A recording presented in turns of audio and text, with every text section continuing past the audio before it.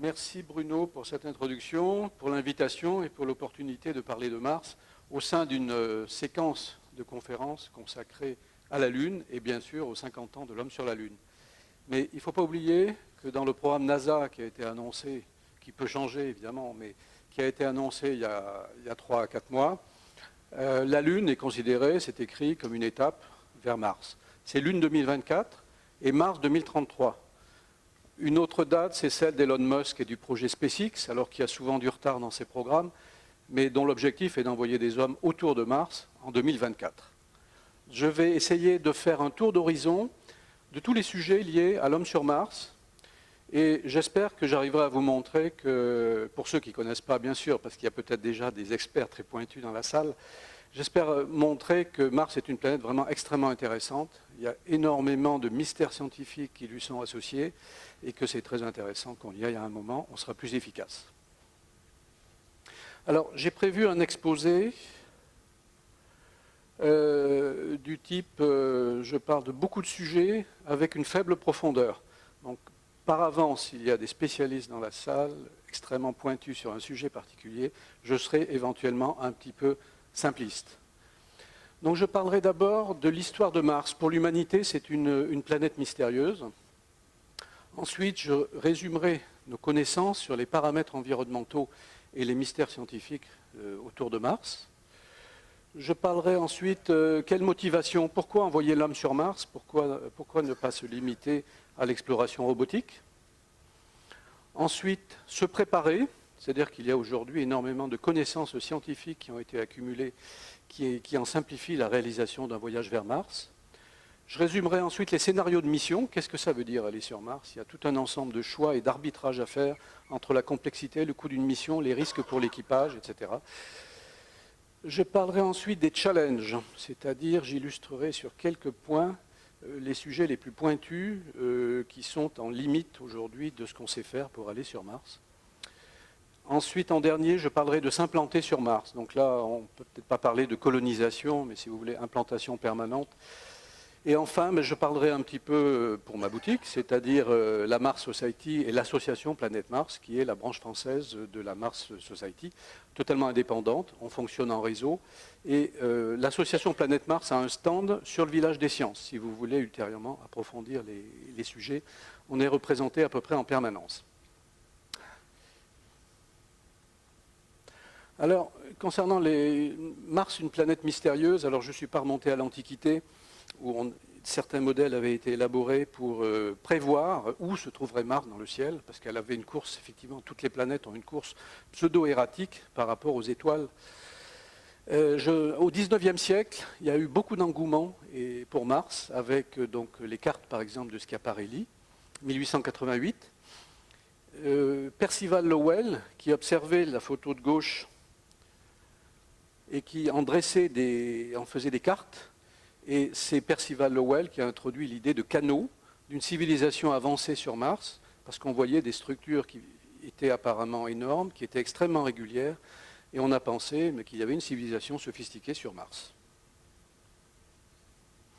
Ça s'est poursuivi via tout un ensemble de romans qu'on connaît ou qu'on ne connaît pas. En 1917, Edgar Rice Burroughs et sa trilogie martienne, La princesse de Mars, etc., qui ont été un peu une référence de romans dans les années 20. Un exemple de 1939 et le fameux film sorti en 1953 par Wells, La guerre des mondes, où il s'agit tout simplement d'une invasion d'une civilisation martienne extrêmement sophistiquée qui attaque la Terre pour éliminer l'humanité, qui est un peu gênante, et qui en fait, les armes humaines ne sont pas capables d'arrêter l'invasion, mais par contre, ce sont les bactéries et les micro-organismes qui permettent d'éliminer la menace martienne. N'oublions pas, pour mentionner l'histoire de Mars, que Wernher von Braun, qui a démarré sa carrière à l'époque nazie, bien entendu, puisque c'est l'inventeur des V1 et des V2, les premiers missiles, mais qui ensuite, aux États-Unis, a été aussi à l'origine du programme Apollo. C'est lui qui en a défini les grands concepts. Donc, Wernher von Braun avait aussi un projet martien, et d'ailleurs, après le succès d'Apollo, il voulait, dans les années 70, lancer un programme Homme sur Mars, qui n'a pas été suivi. Alors, tous ces rêves de civilisation martienne avancée ont explosé en vol en 1965, lorsqu'on a réussi à faire un survol rapproché de la planète Mars. C'est la sonde Mariner 4 en 1965 qui a montré malheureusement une surface cratérisée, visiblement pas de traces à ces endroits-là. Il y a eu plusieurs photos, bien sûr, pas de traces de civilisation. Et ça a été suivi ensuite par le premier atterrissage d'un système sur Mars, qui était fixe, qui était Viking 1, les deux missions Viking, en 1976. Et cette photo est sortie et a montré que non, malheureusement, il n'y avait pas de canaux sur Mars et il n'y avait pas de civilisation martienne. Il n'empêche qu'il y a beaucoup de science à faire sur Mars. Les paramètres environnementaux, je vais résumer et essayer d'illustrer ce qu'on connaît aujourd'hui sur Mars. D'abord, Mars et la Terre, ce sont des planètes sœurs. Elles se ressemblent relativement. La distance au Soleil, 150 millions, et puis de l'ordre de 200 millions pour Mars. Le diamètre, un diamètre de l'ordre de la moitié de la Terre. Une pesanteur qui est de 40% de la pesanteur terrestre. Ça veut dire qu'on peut s'y déplacer sans être totalement dérangé. Par comparaison, la Lune, c'est 15% de la pesanteur terrestre. La durée de l'année, comme Mars est plus loin, c'est un peu plus long, donc environ 2 ans pour l'orbite autour du Soleil. La durée du jour, c'est un point très important, 24 heures à peu près dans les deux cas. L'inclinaison des pôles, là aussi c'est un point très important parce que c'est ça qui joue sur les saisons. Il y a des saisons sur Mars, à peu près 24 degrés dans les deux cas. Et les températures moyennes, alors sur Terre, plus 10 degrés, sur Mars, moins 50. Et en fait, ça s'étale entre moins 100 jusqu'à plus 10, plus 20. Il y a des zones de température positive à certains moments sur la surface martienne. Une autre différence alors, très importante, c'est la pression. C'est un des mystères dont je parlerai tout à l'heure. Donc 1013 millibars à la surface de la Terre, 7 millibars, c'est-à-dire de l'ordre d'un centième de la pression à la surface de la planète Mars. Donc là, c'est très structurant. Alors, quelques résumés quand même. Là, je parle effectivement à proximité de la Terre. Vous avez aussi Mercure. Alors Mercure, puisque l'ordre en partant du Soleil, c'est Mercure, Vénus, Terre, Mars, puis Jupiter, etc. Donc Mercure est la plus proche du Soleil. C'est vrai qu'en termes d'environnement hospitalier, c'est à peu près 400 degrés de température à la surface. C'est ce qu'on connaît en résumé. Donc ce n'est pas très hospitalier pour s'y implanter un jour. Vénus, c'est une atmosphère qui est 100 fois plus, où la pression est 100 fois plus importante que sur Terre, et avec beaucoup d'acide sulfurique dans l'atmosphère. Donc ce n'est pas très convivial comme environnement d'accueil. Et quant à la Lune, alors la Lune, il faut quand même savoir que la durée du jour, c'est le cycle jour-nuit sur la Lune, c'est 28 jours, c'est une orbite autour de la Terre. Donc c'est 14 jours terrestres de nuit, 14 jours terrestres de jour. Donc on a des températures, pendant 14 jours, il n'y a plus de rayons de soleil quand on est pendant la nuit. Donc ça veut dire que des panneaux photovoltaïques sont très compliqués à fonctionner. Il faut des batteries importantes. D'autre part, vous avez des températures qui descendent à moins 170, moins 180 degrés. Et quand vous êtes 14 jours au soleil, vous avez des températures qui montent à 120 degrés. Voilà. Donc l'écart de température sur la Lune, moins 170 plus 120, c'est un environnement qui est extrêmement différent de celui de Mars. Quelques images qui montrent que l'atmosphère est ténue, mais elle est active. En haut, vous avez un cyclone. Là-bas, une tempête de poussière. Ici, la formation de dunes à la surface. Et ici, ce qu'on appelle les dust devils, qui sont des micro-tornades, comme on peut en trouver sur Terre. Tout ceci, vous voyez, avec une échelle. Celui-là, c'est avec une échelle de 200 mètres pour... voilà. Donc ça représente à peu près 2 km, on va dire, une image de 2 km de dimension. Un autre point très intéressant sur Mars, c'est une histoire géologique très, très mouvementée. Un des appareils en orbite autour de Mars à l'heure actuelle s'appelle MGS, Mars Global Surveyor, et dresse, grâce à un radar, la cartographie altimétrique de Mars. Donc on voit que c'est... alors ici, on voit Olympus Mons, qui est le plus grand volcan le plus haut du système solaire. Ici, on voit Mares Vallineris, qui est une sorte de grand canyon, sauf qui fait 10 km de profondeur, 6000 km de long et 600 de large. On voit ici un impact gigantesque. Plus c'est bleu, plus c'est profond, plus c'est rouge, voire blanc, plus c'est haut. Un impact certainement d'un astéroïde dans le passé, qui a creusé un énorme cratère. Et puis surtout, ce qui est intéressant, c'est que dans toute cette zone-là, c'est très peu cratérisé. Pourquoi ? Une des hypothèses, c'est qu'au début de la vie de Mars, il y avait des océans. Donc Mars a pu être une planète qui a ressemblé à la Terre, mais c'est estimé de l'ordre de 4 milliards d'années. Donc beaucoup de choses, beaucoup d'éléments scientifiques à explorer sur Mars. Une photo prise par Curiosity. Bon, c'est vrai que ça ressemble un petit peu à la Terre, à des déserts terrestres. Le volcanisme géant, là c'est une photo d'Olympus Mons qui fait juste quand même la... Pardon.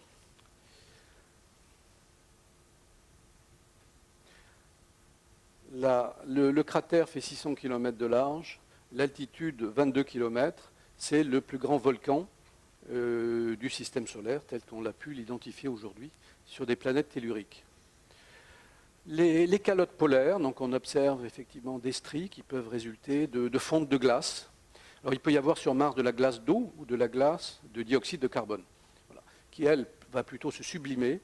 Mais il y a donc des phénomènes très intéressants à repérer sur les calottes polaires, et beaucoup d'eau d'ailleurs. En autre exemple, les cyclones et les tempêtes de poussière. Ici, c'est un exemple où on voit le cyclone qui se développe en quelques heures. Donc tout ceci évoque quand même pas mal de... On n'est pas très dépaysé, si vous voulez, ça existe aussi sur Terre. L'eau sur Mars, alors c'est un point très, très intéressant. Pardon, je ne sais pas pourquoi. En haut à gauche, vous avez la zone lacustre où va se poser le rover dont je parlerai tout à l'heure, Mars 2020. Ensuite, vous voyez en haut à droite des écoulements au sommet d'une falaise. Et en bas, au centre, vous avez une photo de Mars Express qui a fait une découverte majeure en juillet l'année dernière, puisqu'on a découvert toutes les hypothèses, tous les soupçons et des tas d'éléments de confirmation qu'il y aurait un lac souterrain d'eau liquide près du pôle sud qui ferait plusieurs dizaines de kilomètres de dimension, alors qu'il est juste probablement à 1 kilomètre sous la surface. Mais c'est quand même très, très intéressant. Pourquoi est-il liquide? Est-ce qu'il est très chargé en sels minéraux? Et puis on va voir, il y a des problématiques sur la vie sur Mars. La vie sur Mars, en résumé, alors Mars est un environnement à la surface qui est extrêmement hostile, parce que l'atmosphère est très faible, donc elle arrête relativement peu les radiations solaires et les ultraviolets. Et puis c'est un environnement, si Mars est rouge, c'est parce qu'il y a beaucoup d'oxyde de fer, donc c'est un environnement très oxydant. Par contre, en sous-sol, on peut penser qu'on pourrait découvrir de la vie, c'est possible. Et on va voir d'ailleurs que c'est les prochains chantiers des rovers. Sachant que sur Terre, on a repéré, j'ai mis quelques références ici, des bactéries extrémophiles qui vivent dans des milieux extrêmement acides, extrêmement chauds, voire extrêmement froids. On a des indices, quelques mystères qui sont issus effectivement de l'observation de Mars. Il y a des bouffées de méthane régulières, c'est ce que j'ai représenté ici, qui apparaissent, qui disparaissent selon ce qui pourrait ressembler à un cycle des saisons. Et ceci, vous voyez, dans des zones où on pourrait penser que l'environnement est favorable à la vie en sous-sol, au moins. Après, n'oublions pas que la sonde Viking 1, la première sonde qui s'est posée en 1976, a détecté la vie. L'un des instruments a pris un peu de terre martienne, l'a mis dans un bouillon de culture et a essayé de détecter les gaz qui pouvaient en ressortir.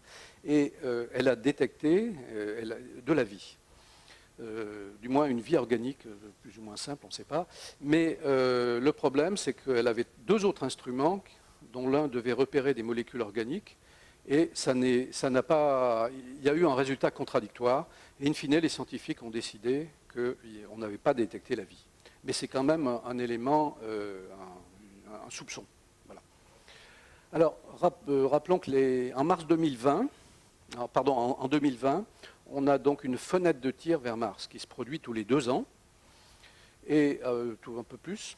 Et donc on va envoyer 2 rovers sur Mars. Pardon, j'ai mis ExoMars, c'est pas ExoMars. Si, pardon, c'est ExoMars. Le rover Mars 2020, qui est un rover de la NASA, je vais revenir dessus très rapidement, et le rover ExoMars, qui est le premier rover européen qu'on a l'ambition de faire atterrir sur Mars, qui, eux, tous les deux, auront des charges utiles destinées à détecter des molécules organiques et des traces de vie. Alors, si jamais on découvrait de la vie sur Mars, il y aura une question qui se pose, donc ce sera probablement une vie microbienne en sous-sol. Est-ce que c'est issu d'une cross-fertilisation Terre-Mars, puisqu'on sait que sur Terre, on a trouvé des météorites d'origine martienne, donc il y a des échanges de matière entre la Terre et Mars, ou est-ce que ce serait une deuxième origine de la vie? Donc ce serait un sujet tout à fait passionnant et qui révolutionnerait beaucoup de choses. Pourquoi aller sur Mars? Alors, je voudrais juste dire que les rovers, je vais y revenir, mais si vous voulez, ça avance, un rover, ça avance de quelques dizaines de mètres par jour. Ça reçoit pendant quelques minutes chaque jour les ordres le plan de travail pour le lendemain. Donc ça les reçoit de la Terre. Donc c'est pas très flexible, bien que l'avantage, c'est qu'ils ont connu une durée de vie, les rovers qu'on connaît ont une durée de vie très supérieure à ce qu'on anticipait au départ, puisque le dernier, Opportunity, je crois, a duré 15 ans, alors qu'il était prévu pour quelques mois. Voilà. Donc ça, c'est le côté positif. Le côté négatif, c'est que c'est vraiment piloté par la Terre, il y a beaucoup d'overhead, et on avance de quelques dizaines de mètres par jour. Alors, ce qu'on dit, je n'ai pas réussi à retrouver l'origine de cette citation, mais certains disent qu'un géologue sur Mars ferait en une journée ce qu'un rover fait en 3 mois. Voilà. Donc, dans un environnement scientifiquement très riche, ça pourrait être beaucoup plus efficace. Alors, pourquoi aller sur Mars? Alors, il y a plusieurs raisons, il y a toutes sortes de raisons. Je commence par les plus abstraites, les plus long terme, les sujets philosophiques. En haut à droite, la citation d'Elon Musk quand il a annoncé officiellement son projet martien lors d'une conférence internationale d'astronautique au Mexique. Le titre était « Making Humans a Multiplanetary Species », faire de l'humanité une espèce multiplanétaire. Ça donne une vision. Un autre exemple, c'est que vous avez peut-être entendu parler de l'initiative Mars One, qui n'était pas très sérieuse, pas très fondée scientifiquement. C'est un Hollandais qui a fondé une société qui proposait aux gens d'aller sur Mars pour un voyage aller simple. Quelque part, c'était un sujet un peu médiatique, mais ça a permis de tester que 200 000 candidats dans le monde entier ont payé quelques dizaines de dollars pour être candidats et être sélectionnés et faire partie d'un cycle de sélection, certes pas très sérieux sur le plan scientifique, mais ça montre quand même l'engouement possible de ce genre de projet. Alors après, 2 raisons principales pour aller sur Mars, c'est, on peut dire que quand l'histoire a montré que quand un territoire nouveau est technologiquement accessible, l'humanité y va. Voilà. On peut dire qu'il y a des études de génétique des populations qui tendent à montrer que les Indiens d'Amérique, en fait, sont issus de populations asiatiques, passées il y a environ 10 à 15 000 ans par le détroit de Bering, et qui ont peu à peu peuplé depuis l'Amérique du Nord jusqu'à l'Amérique du Sud. Parce que le détroit de Bering était suffisamment bas pour qu'ils puissent explorer et traverser. Bon, les Vikings, autour de l'an 1000, qui ont abordé l'Amérique du Nord avant Christophe Colomb, les grandes explorations, y compris les grandes explorations conduites par les Chinois au XVe siècle, ça a été la seule, et puis enfin le peuplement des États-Unis avec une émigration massive d'Europe pour occuper un territoire qui est le territoire américain. Alors, il y a une deuxième raison qui est la protection contre le risque d'extinction. C'est vrai que ça fait partie de ces événements, un peu comme en finance, on parle d'événements catastrophiques avec une probabilité infime, mais ils se produisent parfois. La protection contre le risque d'extinction, donc c'est l'astéroïde. Aujourd'hui, on a répertorié, la NASA a un programme pour répertorier des astéroïdes supérieurs à 10 km de diamètre. On en a identifié 90%, mais régulièrement, on voit un astéroïde de quelques kilomètres qui passe récemment encore entre la Terre et la Lune, donc à une distance assez proche. Il y a le supervolcanisme, par exemple, aux États-Unis. Il y a une zone, un célèbre parc dont je ne retrouve plus le nom, et c'est Yellowstone qui est en fait un gigantesque volcan qui un jour se réveillera géologiquement. Une pandémie, la survenue d'un virus catastrophique. Il ne faut pas oublier qu'au Moyen-Âge, un tiers de la population européenne a disparu suite à l'arrivée de la peste depuis l'Asie. Une guerre nucléaire, pourquoi pas, Chine, États-Unis, on ne sait jamais, et personne ne le veut, mais d'autres guerres se sont déclenchées sans qu'aucun des deux belligérants ne l'ait anticipé, par des enchaînements catastrophiques. Et puis enfin, l'accélération du changement climatique. On sait que le permafrost en Sibérie, au Groenland, contient énormément de méthane enfoui. Quand il est gelé en permanence, il n'y a pas de problème. Quand il commence à dégeler, il pourrait dégazer des quantités de méthane gigantesques qui changeraient complètement le climat avec une accélération très très importante par rapport à ce qui se passe à l'heure actuelle. Bon, je ne veux pas être catastrophique, là on est dans la philosophie. Hein. Mais il faut quand même le prendre en compte puisque c'est quand même une des motivations. Alors, au point de vue scientifique, on peut dire que il y a trois raisons très intéressantes pour aller sur Mars. C'est la planétologie comparée. Donc mieux comprendre l'histoire de la Terre par rapport à l'évolution de Mars. Alors est-ce que la Terre a vocation à devenir ce qu'est devenu Mars aujourd'hui? Mars a perdu son champ magnétique et c'est peut-être une des raisons pour lesquelles l'atmosphère est si ténue, c'est-à-dire qu'il n'y a plus de protection contre les vents solaires, les vents de particules solaires. Exobiologie, j'en ai parlé, le mystère de la vie. Et enfin, l'exploitation des ressources. Comment peut-on exploiter, générer de l'air, générer de l'oxygène, à partir des ressources. Il y a des enjeux extra-scientifiques, bien sûr, à aller sur Mars. Il y a des motivations économiques. N'oublions pas que SpaceX, la société, si vous allez sur le site internet de SpaceX, vous voyez que son objectif, c'est de construire. Ça peut paraître ridicule, en fait, mais en pratique, il y a des conséquences très court terme. Son objectif, c'est de mettre en place les systèmes de transport qui permettront la colonisation de Mars à un certain horizon. Mais il n'empêche que SpaceX a développé un certain nombre de technologies pour ça, notamment la réutilisabilité des fusées, qui ont complètement perturbé le marché des lancements de satellites traditionnels et qui ont fait que, dans l'urgence, notre groupe européen Airbus a dû se restructurer pour rester compétitif. Donc l'enjeu économique existe, y compris à court terme. L'enjeu géopolitique, donc l'enjeu de suprématie d'un État par rapport à d'autres, c'est certainement ce que Trump veut relancer à l'heure actuelle, comme Kennedy pour la Lune à l'époque de la guerre froide. Et l'enjeu sociétal, c'est vrai que c'est un rêve scientifique. Moi, j'étais assez jeune à l'occasion d'Apollo. Et c'est vrai que ça a tendance, quand on a un penchant pour les études scientifiques, ça a tendance à l'accélérer. Et ça peut attirer des jeunes vers les études scientifiques. Ce qui est un point toujours très, très positif. Alors, pourquoi aller sur Mars aussi? Parce qu'il y a des changements radicaux, j'ai évoqué SpaceX. Jusqu'ici, les projets d'exploration spatiale étaient des projets politiques, donc en particulier soumis aux aléas des budgets publics des États. C'est comme ça que la NASA a eu successivement plusieurs projets qui ont été arrêtés en cours de route parce qu'il y a un changement de majorité aux États-Unis. Et donc il n'y a pas forcément de vision long terme. Ce qui se passe à l'heure actuelle, c'est le New Space américain.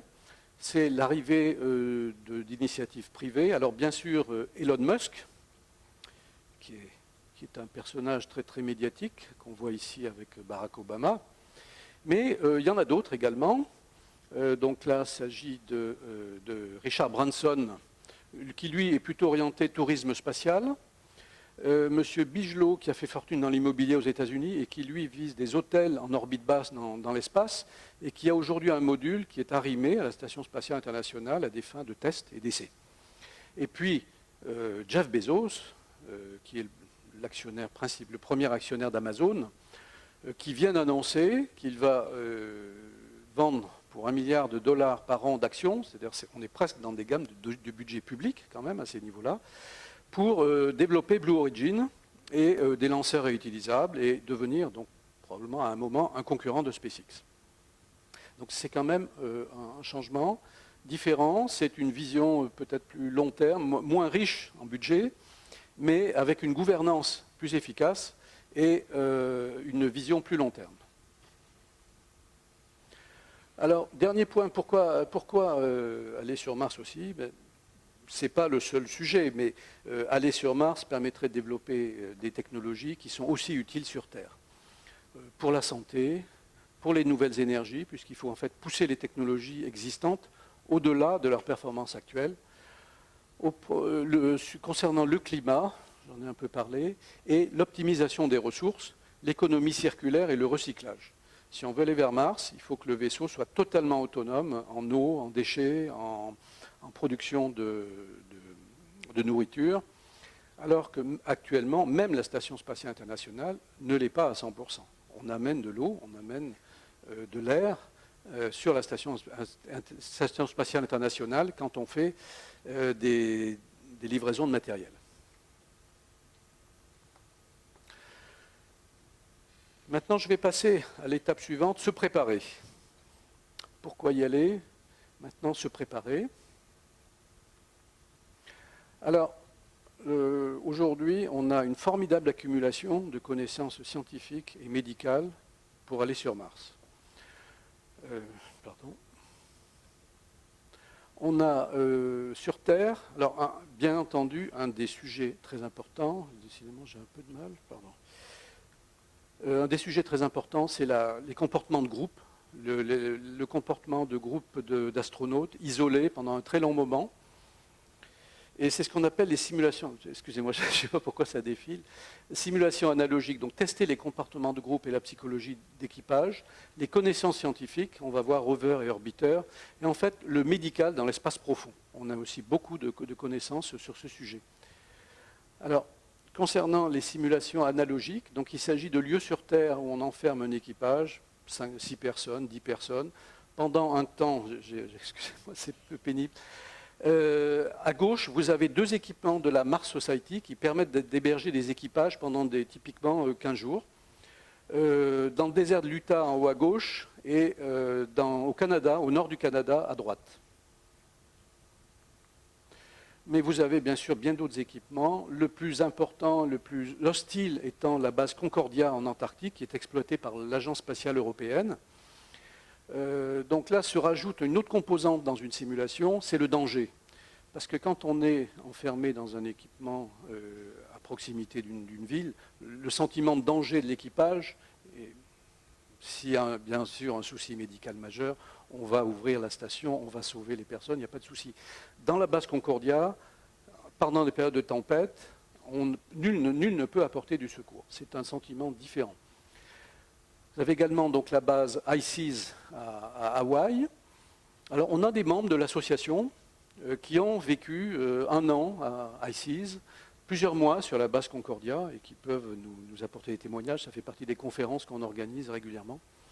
Sur le territoire d'Oman, l'expérience Amédée 18, qui va se reconduire dans le désert en Israël cette année. Et enfin, l'expérience d'isolement la plus ambitieuse a été Mars 500, qui s'est terminée il y a quelques années, où pendant 520 jours, donc 1 an et demi, un équipage a été coupé du monde et a vécu dans un environnement enfermé, avec bien sûr tout ce qui est observation du comportement et du médical de ces personnes. Alors il faut savoir que par exemple, l'IMBP à Moscou, c'est un institut de recherche aujourd'hui ouvert, qui a été un des établissements ultra secrets du temps de l'Union soviétique. C'est ça qui est un petit peu amusant. Alors, se préparer, le deuxième point, c'est l'exploration robotique. Donc là, je résume quelques éléments sur l'exploration robotique. L'Europe est assez présente à travers notamment Mars Express, qui a l'instrument qui a permis de repérer l'eau, un réservoir, un lac souterrain sur Mars. Et également InSight, qui a atterri sur Mars il y a quelques mois. C'est une mission NASA, mais dont l'instrument que vous voyez qui s'est posé, je crois que d'ailleurs qu'il y a demain ou après-demain une conférence spécialisée sur ce sujet InSight au festival. C'est un instrument qui a été conçu par une société française et avec des experts scientifiques français, qui permet de mesurer la sismologie sur Mars. Alors, on parle bien sûr de l'Europe, on parle de la NASA, mais pas seulement. Lors du créneau de lancement 2020, la Chine a l'intention d'envoyer un rover. On parle beaucoup de la Chine avec une image lune, mais en fait, ils ont le projet d'envoyer l'année prochaine un rover sur Mars. Le Japon, lui, a un projet pour un lancement 2024 d'envoyer un rover non pas sur Mars, mais sur ses satellites, Phobos et Deimos, et avec une mission également de retour d'échantillons sur Terre. L'Inde, en 2013, a lancé un orbiteur pour l'observation de la planète Mars, avec des budgets qui ont incroyablement surpris, parce que ça a été fait avec des très petits budgets, et en fait, ça fonctionne très bien. Voilà. Et alors, n'oublions pas que sur le créneau 2020 aussi, les Émirats arabes unis ont le projet d'envoyer aussi un orbiteur qu'ils ont construit d'une manière totalement autonome. Donc, on parle beaucoup, bien sûr, de la NASA et de l'ESA, mais d'autres pays, et notamment la Chine, et ce n'est pas très connu pour la Chine, qui communique plutôt sur la Lune, s'y intéressent également. Voilà, ça c'est une image qui synthétise les 3 générations de rovers de la NASA. Donc là, vous avez Pathfinder, qui faisait une centaine de kilos. Là, vous avez Opportunity.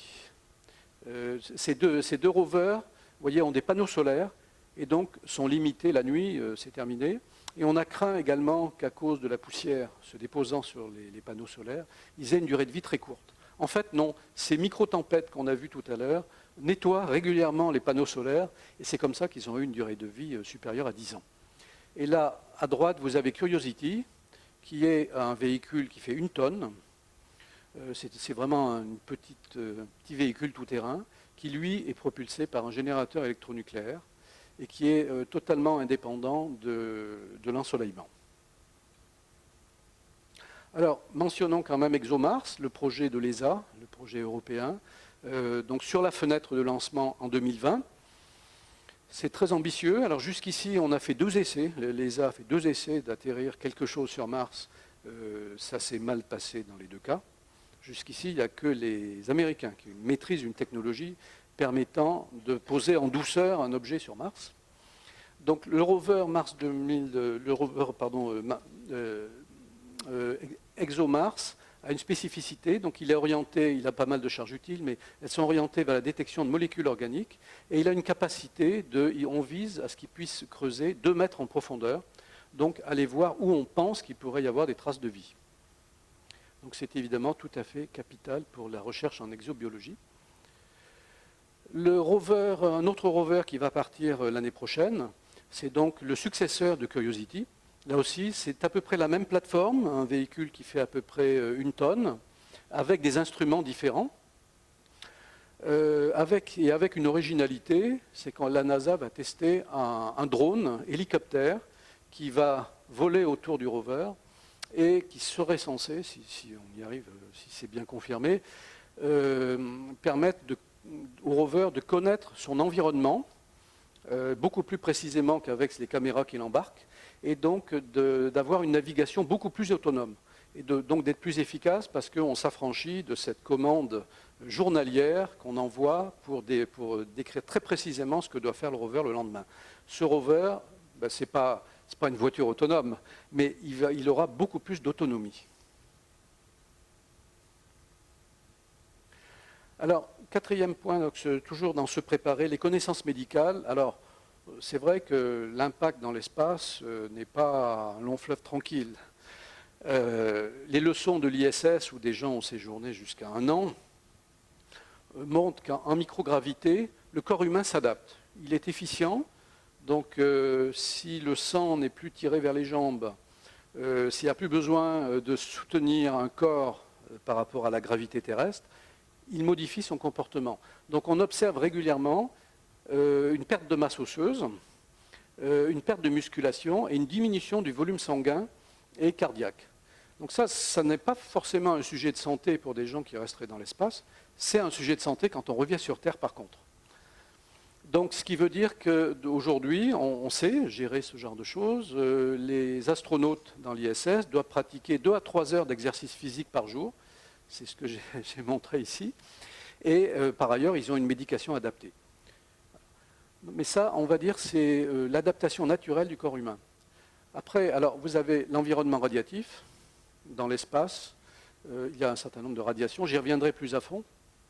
Alors, l'ISS est partiellement protégée des particules solaires parce qu'elle est à une altitude de 400 km et elle est encore protégée partiellement par les champs magnétiques terrestres, mais elle n'est pas spécifiquement protégée par rapport aux particules très haute énergie du rayonnement cosmique. Par contre, l'ISS, j'y reviendrai, a établi des bases dosimétriques maximales pour les astronautes et qui montrent que le voyage vers Mars est tout à fait compatible avec ce qu'on fait sur l'ISS. Ça, c'est un point extrêmement important. J'y reviendrai spécifiquement parce qu'il y a un ensemble de personnes qui disent que le voyage spatial profond dans l'espace profond n'est pas possible pour les êtres humains à cause des radiations. C'est faux. Et c'est faux sur une base scientifique, sur une base de mesure. Alors, ça n'est pas simple non plus, mais si vous voulez, ça n'est pas rédhibitoire. Alors après, il y a d'autres problèmes mal compris. Il y a par exemple, chez certains astronautes, chez 50% des astronautes masculins, une diminution de la vue qui n'a pas été bien comprise. Je résume quand même en disant qu'on connaît aujourd'hui très bien les conséquences médicales d'un séjour prolongé dans l'espace et qu'on sait ce qu'il faut faire. Les scénarios de mission. Donc là, on a vu comment se préparer. Les connaissances scientifiques qui ont été accumulées. Concernant, pardon, on termine à 45, je crois, hein, c'est ça l'objectif. Oui. Donc les scénarios de mission, ben, c'est qu'est-ce qu'on fait, quel véhicule, quelles orbites pour aller sur Mars. Alors là, je ne vais pas vous expliquer le détail de ce schéma. Je voudrais juste illustrer avec ça quelle est l'approche différente entre un projet NASA et un projet SpaceX. Alors ça, c'est le projet NASA datant de 2009 qu'on appelle DRA 5, c'est-à-dire Design Reference Architecture pour aller sur Mars, en 2009. Voilà. Élaboré en 2009, et c'est à la suite d'ailleurs de ce projet de la NASA que on a décidé d'arrêter tous ces développements parce que le budget était estimé à 400 milliards de dollars sur des dizaines d'années. Donc la NASA et l'administration américaine, plus exactement, a décidé d'arrêter tout ça. Sauf aujourd'hui, 2 éléments qui sont en développement. C'est une capsule spatiale qui s'appelle Orion, qui se fait d'ailleurs en coopération avec l'Europe, et un lanceur lourd qui s'appelle SLS, qui a en fait beaucoup de retard dans les développements. J'y reviendrai rapidement. Voilà. Donc je ne vais pas rentrer dans le détail de tout ça, mais vous voyez qu'on comprend la complexité d'un schéma NASA avec tout un ensemble de véhicules qui doivent faire des rendez-vous en orbite, qui doivent se transférer vers Mars, revenir. Et donc on conçoit que c'est cher, c'est complexe et c'est risqué. Plus vous avez une mission complexe, plus vous avez des rendez-vous en orbite, plus vous avez évidemment des probabilités de difficultés et d'échecs. Alors, à l'opposé, Robert Zubrin a publié en 1998 ses idées sur... Robert Zubrin est un ancien ingénieur de l'astronautique américain. C'est le fondateur de la Mars Society. Sur la base de cette vision, alors qui est apparue totalement révolutionnaire à l'époque et totalement non soutenue par la NASA, bien entendu, c'est ce qu'on appelle Mars Direct. Alors pourquoi Mars Direct? Parce qu'on le voit, on part, en fait, on a à peu près un seul type de véhicule, On a un scénario, donc tous les 2 ans, c'est-à-dire que les fenêtres de lancement vers Mars par rapport à la situation des planètes avec la Terre sont tous les 2 ans. Donc tous les 2 ans, on lance un certain nombre de véhicules. Et en premier, on commence par lancer un ERV, c'est-à-dire un Earth Return Vehicle, le véhicule de retour vers la Terre, ainsi qu'une usine pour fabriquer les propergols, le carburant de retour sur Mars. On le produit sur Mars. Donc une des idées de base, c'est d'utiliser le CO2 de l'atmosphère martienne, puisque l'atmosphère c'est 95% du CO2, je ne sais même pas si je l'ai dit d'ailleurs jusqu'ici, c'est pas très, très amical comme environnement. Donc d'utiliser le CO2 de l'atmosphère martienne et d'utiliser de l'oxygène et l'hydrogène de l'eau qui est présente pour fabriquer du méthane et pour fabriquer donc le carburant de retour. Donc dans son scénario, on n'emporte pas le carburant pour le retour, il est fabriqué sur place d'une manière robotique. Donc ensuite, donc année 1, on envoie le véhicule de retour et l'usine pour le carburant de retour.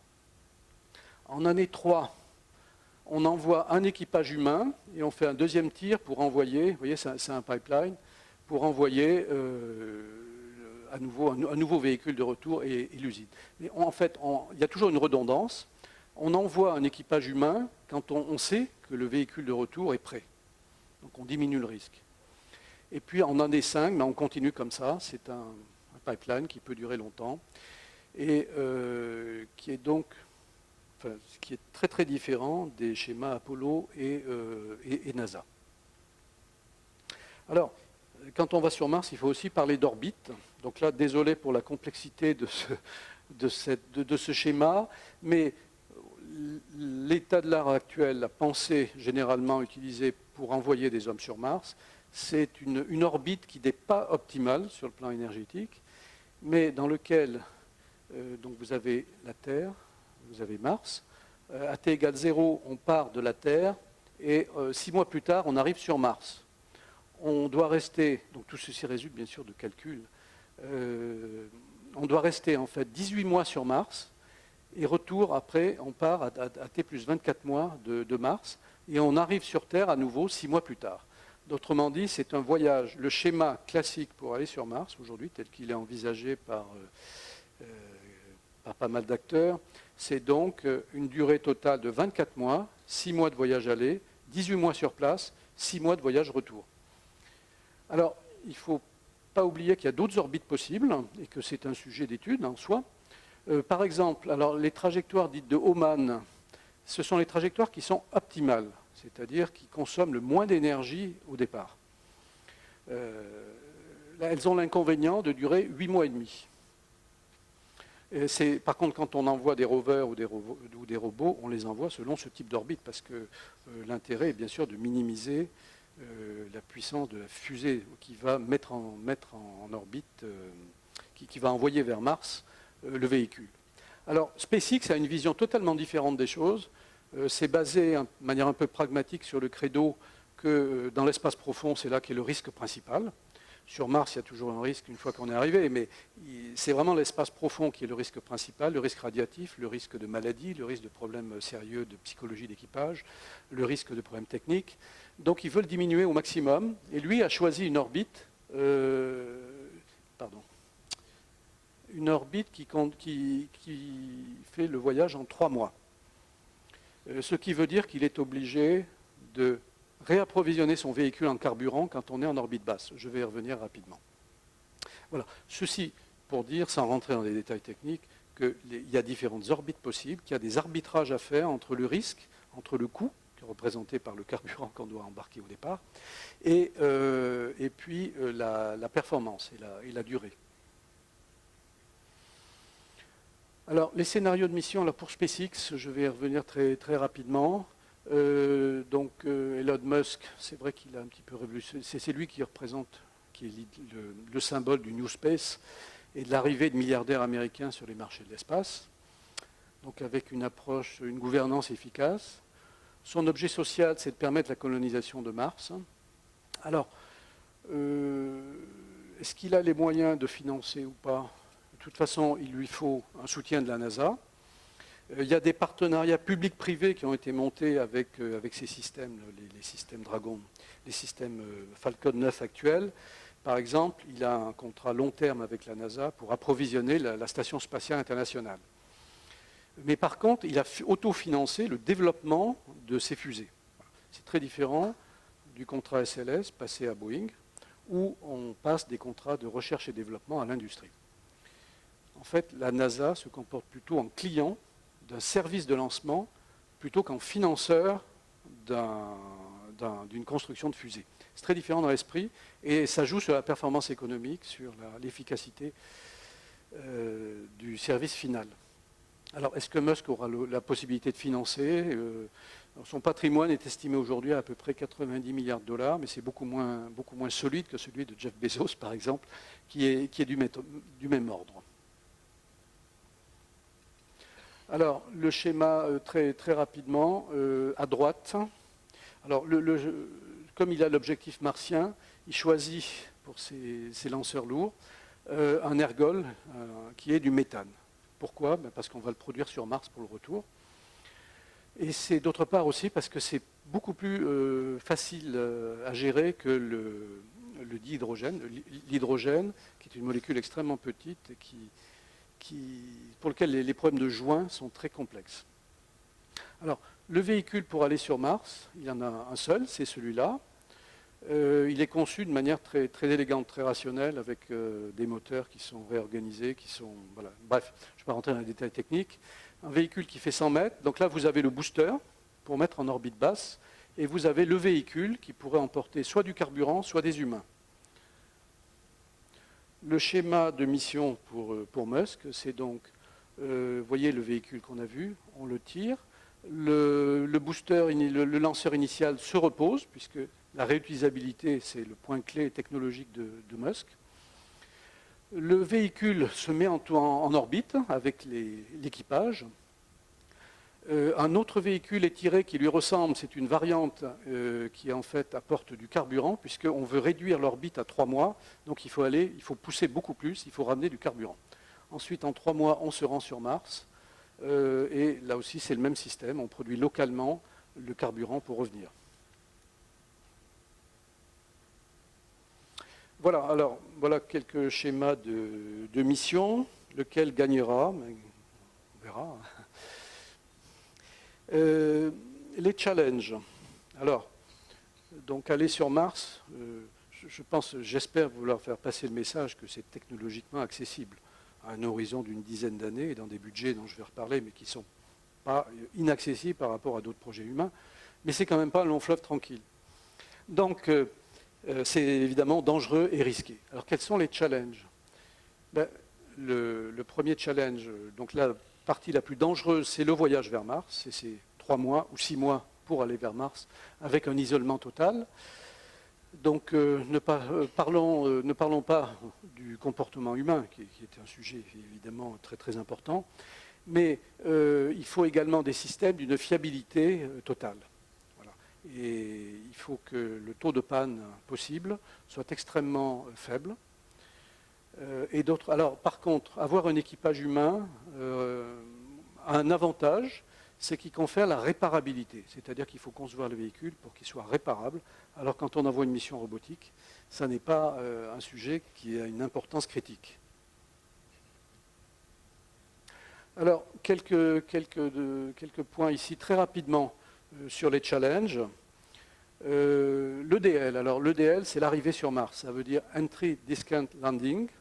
C'est l'entrée dans l'atmosphère martienne, la descente et l'atterrissage. C'est la partie la plus dangereuse. Je vais y revenir spécifiquement.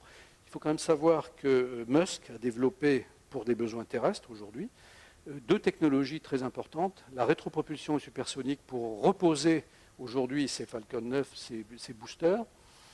Et alors, il est en train de travailler sur des systèmes de refroidissement pour le retour sur Terre, pour lutter contre l'échauffement avec des technologies qui sont totalement, radicalement innovantes. Voilà. Alors l'autre point important, bien sûr, c'est les systèmes de support vie. La limitation du dose de rayonnement, la production de carburant sur place, de manière robotique, et en même temps la génération d'énergie sur place, dans une colonie martienne ou sur un site, d'une manière colonie ou pas, mais présence martienne permanente sur Mars. Il faut évidemment produire de l'énergie.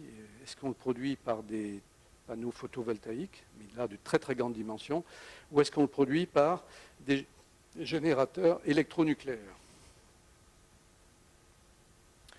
Alors, pour illustrer la complexité technologique de l'EDL, la phase de rentrée dans l'atmosphère, j'ai un petit film de la NASA sur l'arrivée de Curiosity. Donc Curiosity, c'est 1 tonne, c'est donc 10 fois plus que les rovers précédents, et on change radicalement de technologie avec ce facteur 10 sur les masses qu'on veut atterrir en bonne santé sur Mars.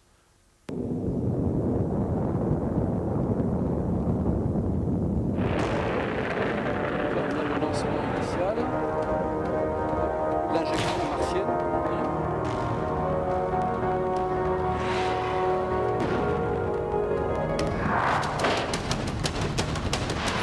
On a un premier freinage par un bouclier thermique, une adaptation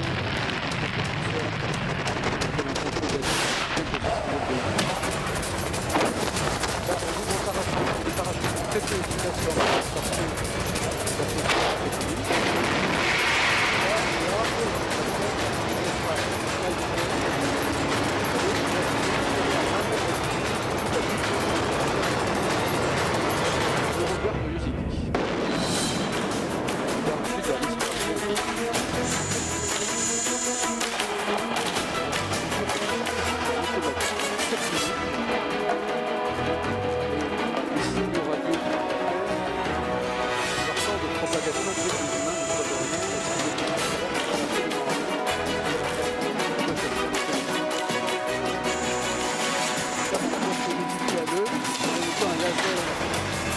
un laser qui pointe une roche, ça c'est un équipement français, Chemcam, qui éclaire les roches, qui vaporise un petit peu de gaz, la roche, et par des techniques de spectroscopie, on essaie d'anticiper, de comprendre la composition de la roche.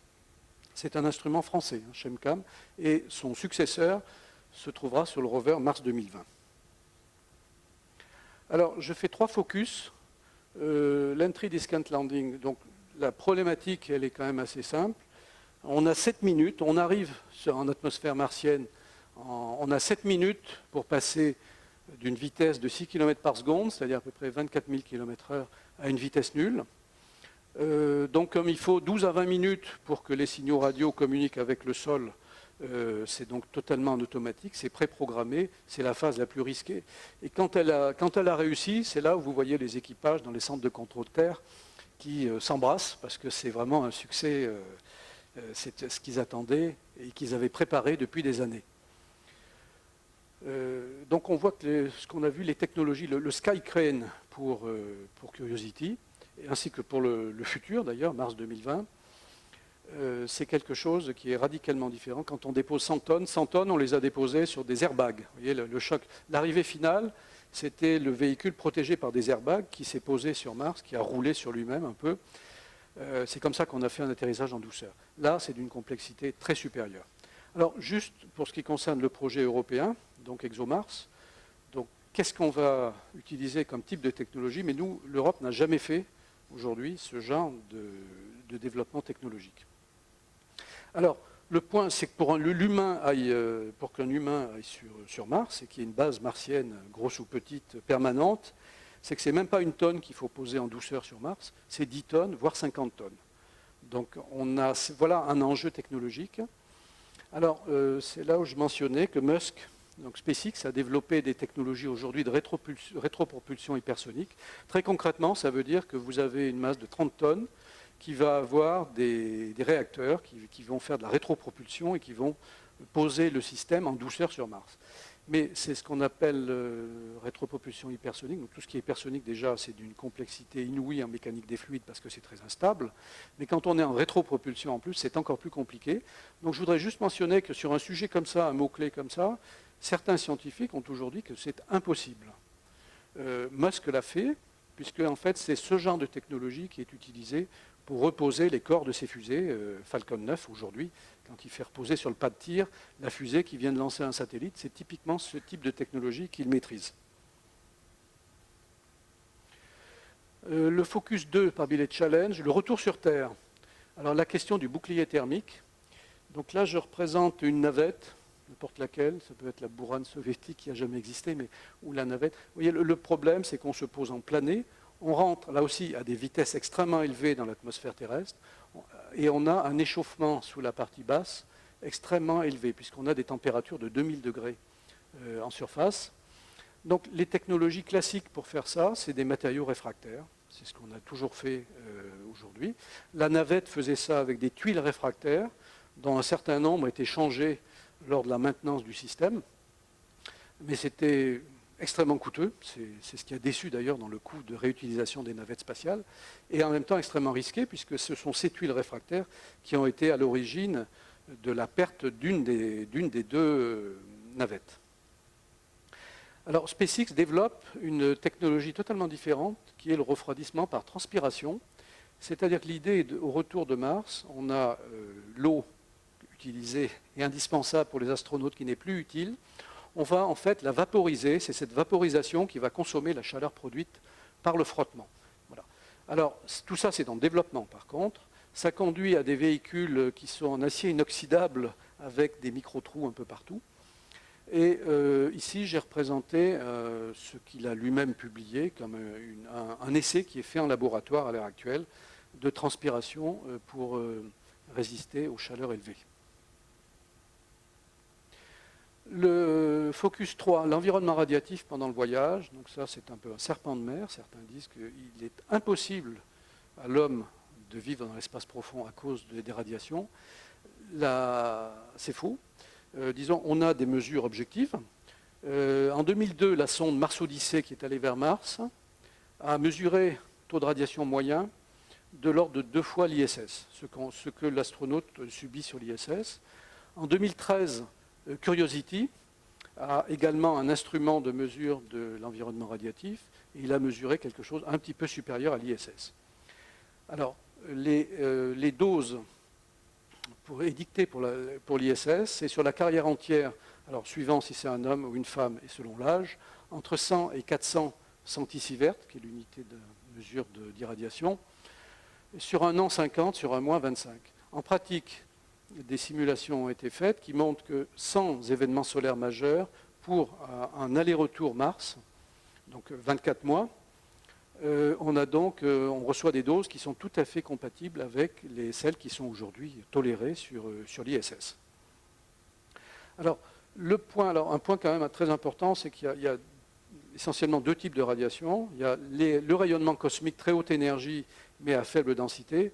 Et puis, le vrai risque, qui peut être un risque mortel, c'est les tempêtes solaires, ce qu'on a appelé ici SPE, les bouffées solaires sporadiques, qui sont prévisibles avec un préavis de quelques heures, et pour lesquelles elles ne sont pas très énergétiques, mais elles sont très denses, très dangereuses. Et donc l'idée générale est d'architecturer le réservoir d'eau indispensable s'il y a des astronautes sur un véhicule, pour qu'il soit creux, l'eau étant bien entendu un système de protection radiatif très performant. Et donc 30 cm d'eau, un réservoir creux, où les astronautes peuvent se loger pendant une période de bouffée solaire. Voilà. Donc, autrement dit, certains disent que la radiation fait qu'on ne pourra jamais aller dans l'espace profond, c'est faux, et c'est faux sur des bases tout à fait objectives, bien que ce ne soit pas, bien entendu, encore une fois, un long fleuve tranquille. Alors, je vais passer rapidement sur le sujet s'implanter sur Mars. Donc là, c'est un peu futuriste. Je vais juste parler d'une étude de l'association qui a été faite.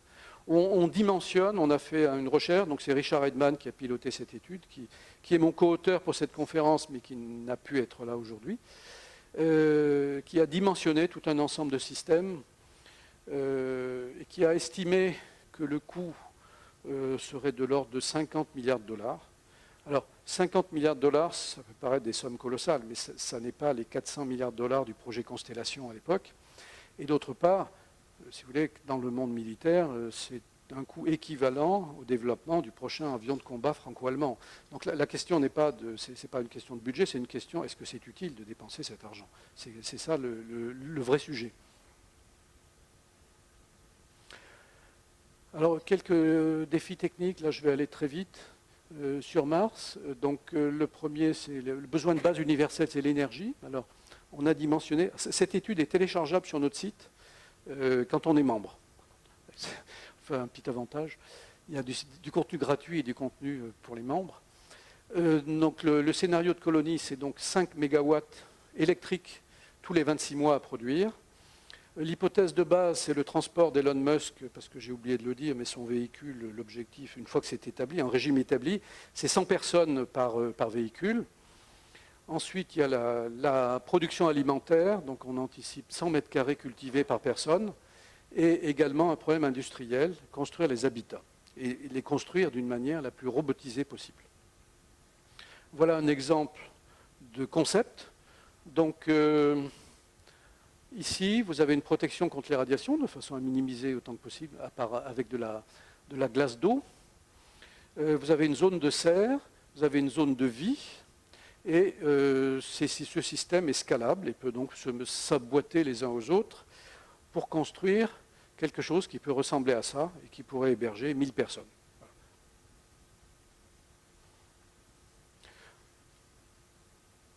Donc, l'implantation sur Mars est un horizon qui le sait. Les Émirats arabes unis, dans leur projet Hope 2020, disent dans 100 ans, on voudrait qu'il y ait 600 000 personnes sur Mars. Voilà. Dans 100 ans, on ne sait pas. Voilà. On est peut-être dans la science-fiction, mais pas forcément d'une manière sur une base totalement irréaliste. Alors, je voudrais terminer en parlant un petit peu pour notre chapelle, donc la Mars Society et l'association Planète Mars. Quelle est notre activité?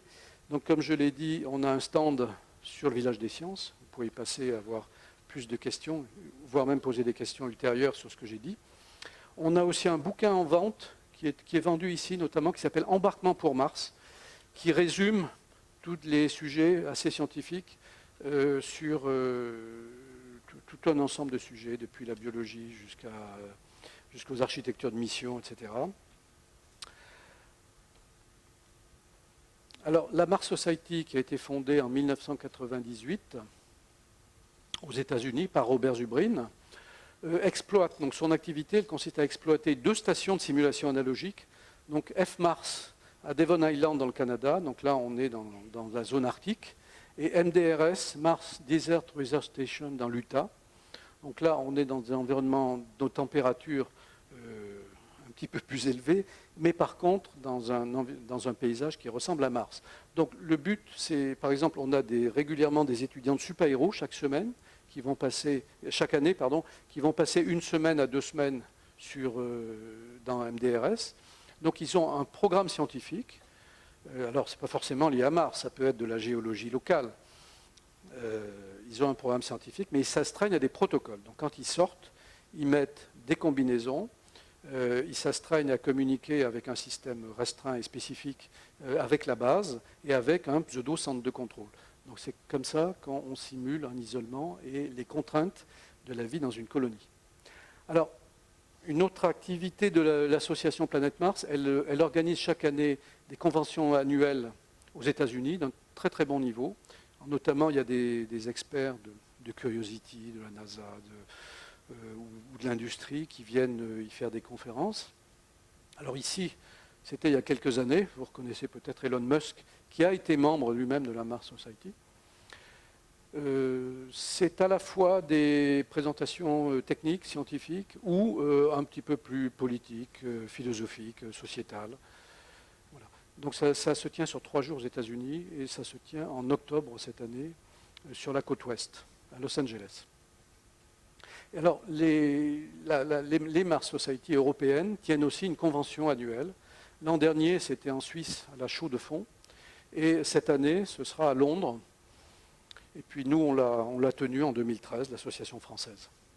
Donc là aussi, toujours quelque chose où on vise un certain niveau scientifique et technique.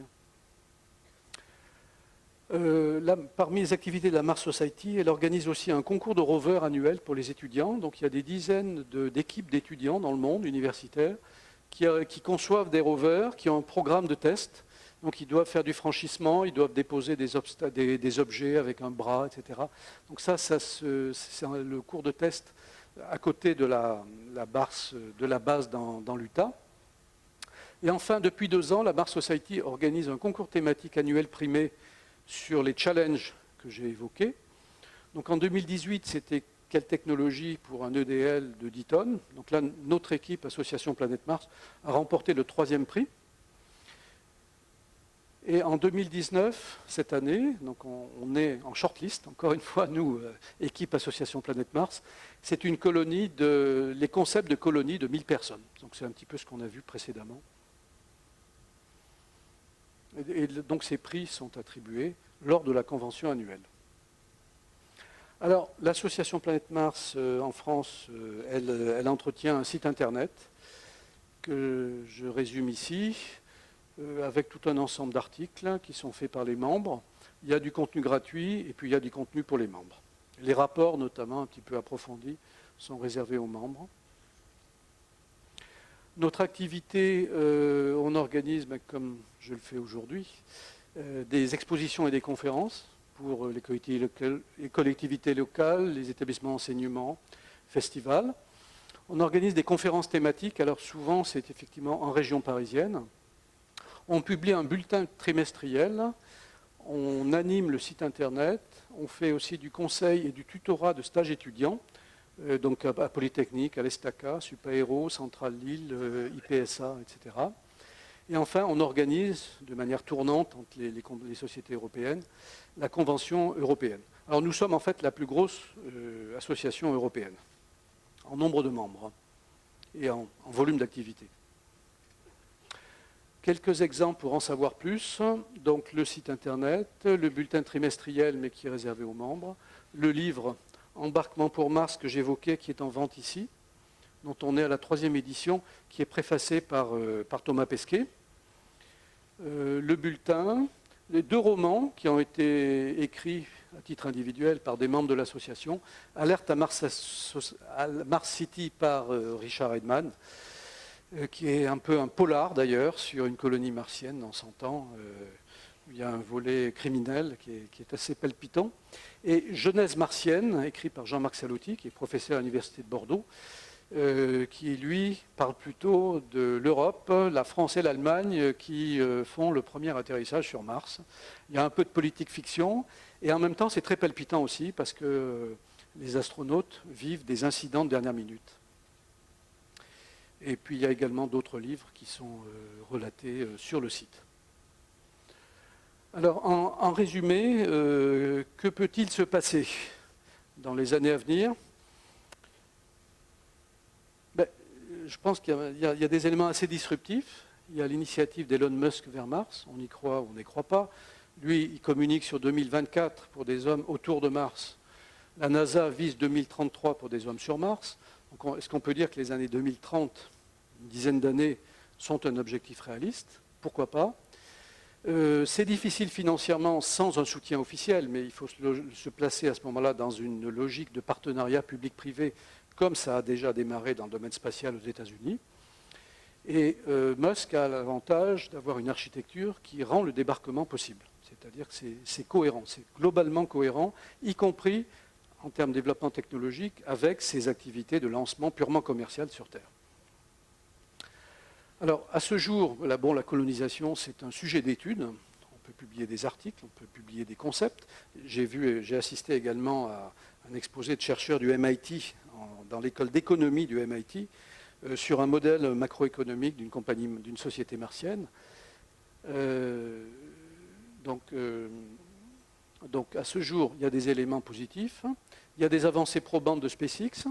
Ce qui pourrait se passer aussi, c'est un changement de politique à la NASA, parce qu'elle soutient depuis pas mal d'années le développement du lanceur lourd SLS, donc 140 tonnes en orbite basse, qui n'en arrête pas d'avoir du retard. Alors qu'en attendant, le Falcon Heavy de SpaceX, ou prochainement Blue Origin et Jeff Bezos, arrivent sur le marché avec des capacités qui s'en rapprochent. Donc est-ce qu'un scénario ne pourrait pas être à l'avenir qu'à un moment, un politique américain décide d'arrêter les frais pour le SLS et de se tourner sur un système qui fonctionne ou qui commence à fonctionner, qui est le BFR de SpaceX, le Spaceship. Enfin, la colonisation, une présence permanente, je pense que ça ne se fera que si soit il y a une concrétisation de business, soit il y a un sujet de suprématie géopolitique, comme ça s'est produit pendant la guerre froide avec les soviétiques. Alors, je voudrais juste mentionner en conclusion que l'Europe, on n'est pas très très bien placé sur tous ces sujets-là. Si jamais ils s'accélèrent, on n'a aucun projet aujourd'hui en Europe de lanceurs lourds, c'est-à-dire, pour citer des ordres de grandeur, 100 tonnes en orbite basse. Ariane 5, Ariane 6 est une amélioration économique d'Ariane 5. Ariane 6 et Ariane 5, c'est 20 tonnes en orbite basse, comme ordre de grandeur. Pour des projets de cette nature, d'espace profond, il faut à partir de 100 tonnes en orbite basse. Donc il faut 5 fois plus. On n'a pas de projet, y compris dans les cartons. Et enfin, on n'a pas non plus de projet ce qui concerne le vol habité, puisque quand on veut envoyer des astronautes dans l'espace au sommet de fusée, il faut des dispositifs de secours qui sont obligatoires, parce que tout ceci est un environnement qui est relativement réglementé quand même. N'importe quel opérateur privé ne peut pas faire ce qu'il veut pour lancer des véhicules dans l'espace. Donc aujourd'hui, on n'a aucun projet de lanceur lourd ou de vol habité. Alors, je voudrais clore sur cette dernière mention du président des États-Unis dans les années 1800, Thomas Jefferson, qui disait « It will take 1000 years for the frontier to reach the Pacific ». C'est-à-dire, en 1800, la population, il y avait donc des populations sur la côte ouest des États-Unis, il y avait une population sur la moitié est des États-Unis, et faire la jonction entre les deux, le président Thomas Jefferson pensait qu'il en aurait pour 1000 ans. Pourquoi il pensait ça? Parce qu'il raisonnait avec des chariots bâchés. En pratique, 30 à 40 ans plus tard, c'était fait. Pourquoi? Parce que le train était arrivé, qu'il y avait eu des investissements massifs dans des infrastructures ferroviaires qui ont joint la côte est et la côte ouest et qui ont complètement transformé le paysage. Donc n'excluons pas que des sujets comme le New Space puissent transformer radicalement le périmètre et accélérer tout cela. Merci de votre attention.